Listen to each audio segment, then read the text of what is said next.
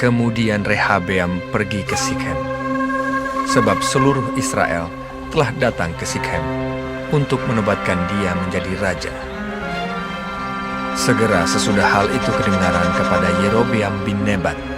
Pada waktu itu, dia masih ada di Mesir, sebab ia melarikan diri ke sana dari hadapan Raja Salomo. Maka kembalilah ia dari Mesir. Orang menyuruh memanggil dia. Lalu datanglah Yerobeam dengan segenap jemaah Israel dan berkata kepada Rehabeam, "Ayahmu telah memberatkan tanggungan kami. Maka sekarang ringankanlah pekerjaan yang sukar yang dibebankan ayahmu dan tanggungan yang berat yang dipikulkannya kepada kami, supaya kami menjadi hamba." Tetapi ia menjawab mereka, "Pergilah sampai lusa, kemudian kembalilah kepadaku." Lalu pergilah rakyat itu. Sesudah itu, Rehabeam meminta nasihat dari para tua-tua yang selama hidup Salomo mendampingi Salomo, ayahnya. Katanya, "Apakah nasihatmu untuk menjawab rakyat itu?" mereka berkata, "Jika hari ini engkau mau menjadi hamba rakyat, mau mengabdi kepada mereka, dan menjawab mereka dengan kata-kata yang baik, maka mereka menjadi hamba-hambamu sepanjang waktu." Tetapi ia mengabaikan nasihat yang diberikan para tua-tua itu. Lalu ia meminta nasihat kepada orang-orang muda yang sebaya dengan dia dan yang mendampinginya. Katanya kepada mereka, "Apakah nasihatmu? Supaya kita dapat menjawab rakyat yang mengatakan kepadaku, ringankanlah tanggungan yang dipikulkan kepada kami oleh ayahmu." Lalu orang-orang muda yang sebaya dengan dia itu berkata, "Beginilah harus kau katakan kepada rakyat yang telah berkata kepadamu, ayahmu telah memberatkan tanggungan kami, tetapi engkau ini berilah keringanan kepada kami.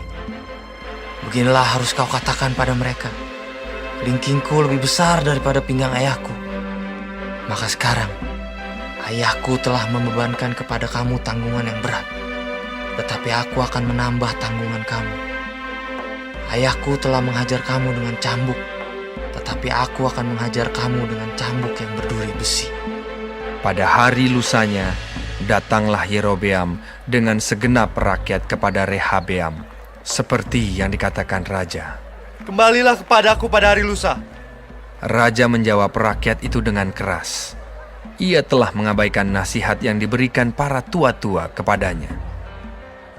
Ia mengatakan kepada mereka menurut nasihat orang-orang muda, "Ayahku telah memberatkan tanggungan kamu, tetapi aku akan menambah tanggunganmu itu.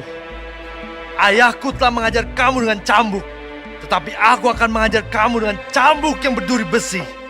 Jadi raja tidak mendengarkan permintaan rakyat, sebab hal itu merupakan perubahan yang disebabkan Tuhan, supaya Tuhan menepati firman yang diucapkannya dengan perantaraan Ahia, orang Silo, kepada Yerobeam bin Nebat. Setelah seluruh Israel melihat bahwa raja tidak mendengarkan permintaan mereka, maka rakyat menjawab raja, "Bagian apakah kita dapat daripada Daud? Kita tidak memperoleh warisan dari anak Isai itu. Ke kemahmu, hai orang Israel! Uruslah sekarang rumahmu sendiri, hai Daud!" Maka pergilah orang Israel ke kemahnya, sehingga Rehabeam menjadi raja hanya atas orang Israel yang diam di kota-kota Yehuda. Kemudian Raja Rehabeam mengutus Adoram yang menjadi kepala Rodi. Tetapi seluruh Israel melontari dia dengan batu sehingga mati. Bahkan Raja Rehabeam hampir-hampir tidak dapat menaiki keretanya untuk melarikan diri ke Yerusalem. Demikianlah mulanya orang Israel memberontak terhadap keluarga Daud sampai hari ini. Segera sesudah seluruh Israel mendengar bahwa Yerobeam sudah pulang, maka mereka menyuruh memanggil dia ke pertemuan jemaah. Lalu Mereka menobatkan dia menjadi raja atas seluruh Israel. Tidak ada lagi yang mengikuti keluarga Daud selain dari suku Yehuda saja. Ketika Rehabeam datang ke Yerusalem, ia mengumpulkan segenap kaum Yehuda dan suku Benyamin. 180.000 teruna yang sanggup berperang untuk memerangi kaum Israel dengan maksud mengembalikan kerajaan itu kepada Rehabeam, anak Salomo.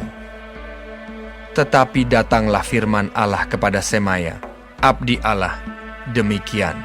Katakanlah kepada Rehabeam anak Salomo, Raja Yehuda, dan kepada segenap kaum Yehuda dan Benyamin, dan kepada selebihnya dari bangsa itu. Beginilah firman Tuhan. Janganlah kamu maju, dan janganlah kamu berperang melawan saudara-saudaramu orang Israel. Pulanglah masing-masing ke rumahnya, sebab akulah yang menyebabkan hal ini terjadi. Maka mereka mendengarkan firman Tuhan, dan pergilah mereka pulang sesuai dengan firman Tuhan itu. Kemudian Yerobeam memperkuat Sikem di pegunungan Efraim, lalu diam di sana. Ia keluar dari sana, lalu memperkuat Penuel.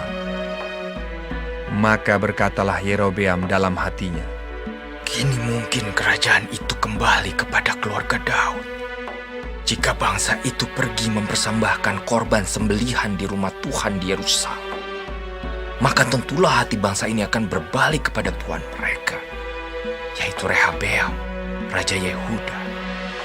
Kemudian mereka akan membunuh aku dan akan kembali kepada Rehabeam, Raja Yehuda.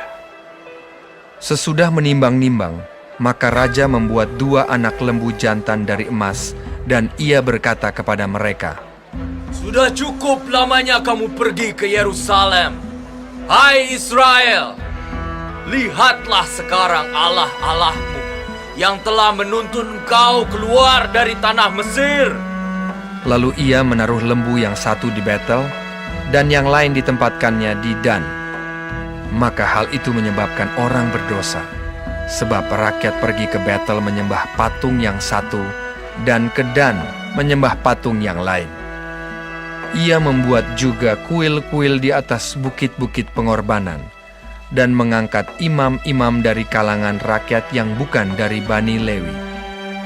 Kemudian Yerobeam menentukan suatu hari raya pada hari yang ke-15 bulan ke-8, sama seperti hari raya yang di Yehuda, dan ia sendiri naik tangga mezbah itu.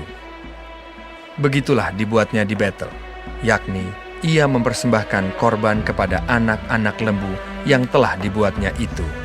Dan ia menugaskan di Betel imam-imam bukit pengorbanan yang telah diangkatnya. Ia naik tangga mezbah yang dibuatnya di Betel itu pada hari yang ke-15 dalam bulan yang ke-8, dalam bulan yang telah direncanakannya dalam hatinya sendiri. Ia menentukan suatu hari raya bagi orang Israel, dan ia naik tangga mezbah itu untuk membakar korban.